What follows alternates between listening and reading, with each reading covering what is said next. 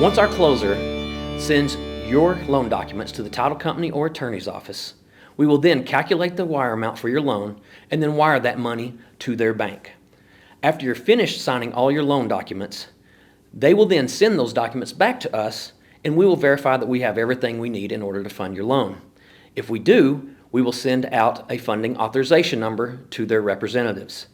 It is very important to make sure that you sign all your documentation exactly as it states underneath the signature lines. There can be no variations.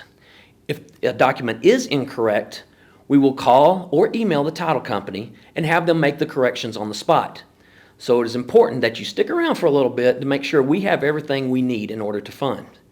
After that, you're free to go, get your keys, and enjoy your home.